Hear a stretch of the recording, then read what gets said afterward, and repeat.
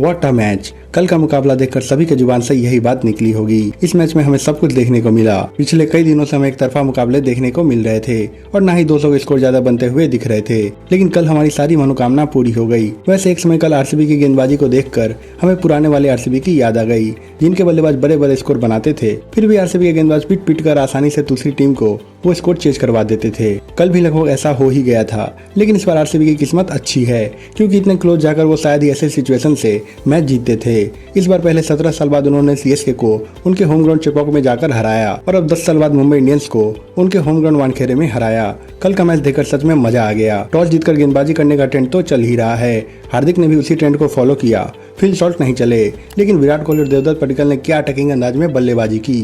Power play में RCB ने 73 run बना दिए। ऐसी ही तो शुरुआत चाहती है टीम। समझ नहीं आ रहा था कि पडिक्कल कोहली पर से दबाव हटा रहे हैं या कोहली पडिक्कल पर से। दो भाई दोनों तबाही वाली बैटिंग देखने को मिली। विराट कोहली ने इस सीजन की अपनी दूसरी 50 लगाई, वो भी सिर्फ 29 गेंदों पर। इतना ही नहीं, विराट ने अपने 13,000 टी20 रन भी पूरे कर लिए। भारत के लिए कोई खिलाड़ी ऐसा नहीं कर पाया है। वहीं ओवरऑल ऐसा करने वाले वो सिर्फ 5वें खिलाड़ी हैं। बाकी पडिक्कल का जो काम था उन्होंने तो उसे अंजाम दे ही दिया। 168 के स्ट्राइक रेट से 23 गेंदों पर 37 रन, 2 चौके और 3 छक्के। और जो लोग विराट कोहली को उनके स्ट्राइक रेट के लिए ट्रोल कर रहे थे, एक बार वो भी देख ले। 67 रन इन 42 बॉल्स, 8 चौके, 2 छक्के और 159 का स्ट्राइक रेट। सबसे मजा तो तब आया जब उन्होंने बुमराह के फर्स्ट ओवर में आगे निकलकर क्या शानदार छक्का लगाया। बात करें रजत पाटीदार की, तो उन्हें कैप्टन बनने के बाद से एक अलग ही कॉन्फिडेंस नजर आ रहा है। इस सीजन की दूसरी 50 लगाई, वो भी सिर्फ 25 गेंद पर ट्रेंट बोल्ट ने पाटीदार को भी पीछे छोड़ दिया। उन्होंने 21 गेंद पर ही अपनी 50 पूरी कर ली। बोल्ट को 4 ओवर में 57 रन पड़े। अगर पाटीदार 19वें ओवर की लास्ट बॉल पर आउट न होते तो आरसीबी कल 221 नहीं बल्कि 230 तक भी पहुंच जाती। What an innings bye Rajat Patidar.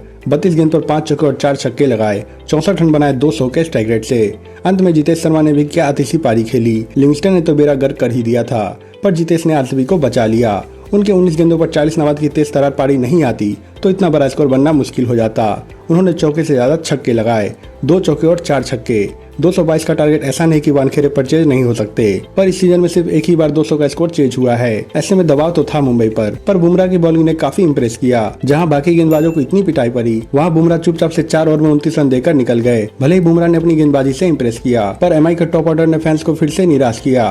Rohit Sharma से काफी उम्मीदें थी, उन्होंने कल इंटेंट भी दिखाया, लेकिन वो उम्मीद जगाकर फिर से जल्दी आउट हो गए। कल सूर्या भी लय में नहीं दिखे। 26 गेंद पर 28 रन, ऐसी इनिंग्स हमें सूर्या के बल्ले से शायद ही कभी देखने को मिलेगी। सूर्या आउट हुए तब लगा कि मुंबई के लिए अब ये मैच खत्म, लेकिन तिलक वर्मा और हार्दिक पांड्या ने क्या बल्लेबाजी की है, अनबिलीवेबल। तिलक को मुंबई ने पिछली बार रिटायर्ड आउट क्या किया। उन्होंने आरसीबी के गेंदबाजों की जो कुटाई की कि इस बार उनके गेंदबाज रिटायर्ड आउट होकर चले जाते। तिलक ने 29 गेंद पर 56 रन बनाए, 193 के स्ट्राइक रेट से, जिसमें 4 चौके और 4 छक्के शामिल थे। दूसरे एंड पर हार्दिक पांड्या तो पता नहीं क्या सोचकर आए थे। ऐसा लग रहा था कि आज हार्दिक सिर्फ आईपीएल के हिस्ट्री की सबसे तेज 50 ही नहीं लगाएंगे, बल्कि मैच को 10-12 गेंद शेष रहते ही फिनिश करके जाएंगे। पहले 7 गेंद पर 32 रन, जिसमें सिर्फ 1 डॉट बॉल, बाकी सारे के सारे चौके छक्के। Unbelievable hitting. तिलक और हार्दिक ने सिर्फ 34 गेंद पर 89 रन जड़ डाले, पर अंत में आरसीबी की वापसी देखने को मिली। 18वें ओवर की चौथी गेंद पर भुवनेश्वर ने तिलक, जबकि अगले ओवर की पहली गेंद पर हैदरवुड ने हार्दिक को आउट किया।